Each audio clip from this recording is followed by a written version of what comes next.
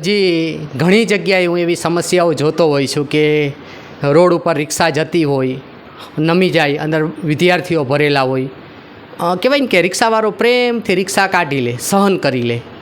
એવા અનેક પ્રશ્નો મેં સુરેન્દ્રનગરમાં જોયા કે ગમે તેટલું કહે ને કે આભ તૂટી જાય, પણ સુરેન્દ્રનગરની જનતા બોલતી નથી, કંઈ ડરે છે. મારે આજે કમલેશભાઈ પાસેથી જાણવા પ્રયત્ન કરવો છે કે સુરેન્દ્રનગરની જનતા કેમ ડરે છે, કેમ ખુલીને રજૂઆત નથી કરતી, શું એને કંઈ તકલીફ છે અથવા તો નહીં કરવાનું કારણ શું છે? સુરેન્દ્રનગરની પ્રજા ડરપોક છે એટલે ડરતી નથી. સુરેન્દ્રનગરની પ્રજા શાંતિપ્રિય છે એટલે ડરે છે, તમે સમજો. અને ભાજપનું મુખ્ય હથિયાર લોકોને ડરાવવા છે.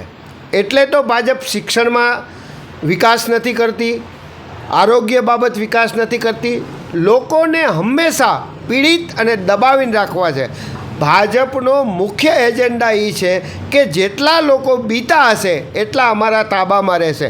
એટલે જ અમે લોકોએ શિક્ષણને પ્રાધાન્ય આપ્યું છે, આરોગ્યને પ્રાધાન્ય આપ્યું છે, લોકોને સુખ સુવિધા મળે, અને લોકો જેટલા સુખ સુવિધા વધુ મેળવશે એટલું મક્કમતાથી બોલતા થશે. એટલે ફરી વખત અમે સુરેન્દ્રનગરની જનતાને કહી છીએ કે તમે શાંતિપ્રિય છો, એ સારી બાબત છે, પરંતુ ડૉક્ટર બાબા સાહેબ આંબેડકરે તમને બંધારણમાં અધિકાર આપ્યો છે કે તમારા જે બંધારણીય અધિકારો છે એ માટે તમારે મક્કમતાથી બોલવું જોઈએ.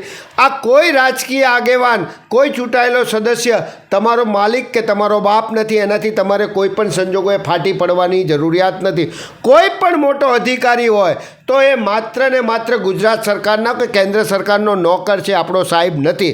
એટલે હું તમામ શહેરીજનોને બે હાથ જોડીને વિનંતી કરું છું કે પોતાની પ્રાથમિક સુવિધા, પોતાના બાળકોના શિક્ષણ, પોતાના પરિવારના આરોગ્ય માટે ખુલીને બોલે, મક્કમતાથી બોલે. કોઈનેથી ડરવાની જરૂરિયાત નથી. અને આગામી સમયમાં અમારી ટીમ દ્વારા લોકોનો ડર કાઢવાનું જ મુખ્ય કામગીરી કરવાની છે. અમે જે દિવસે લોકોનો ડર કાઢવામાં સફળતા થશું ત્યારે ભાજપવાળાએ પોતાના બિસ્તરા પોટલા બાંધીને રવાના થઈ જવાનું છે. અમે લોકોનો ડર કઢાવવા કેટલી વાર લાગે એના ઉપર જ આ ભાજપ શાસન ઉપર બેઠું છે. આગામી સમયમાં અમારી ટીમ લોકોને ડર કઢાવવા માટે અને સત્ય સમજાવવા માટે, ડૉક્ટર બાબા સાહેબ આંબેડકરના બંધારણીય અધિકારો બાબત સમજાવવા મક્કમતાથી કમર કસી કામગીરી કરશું.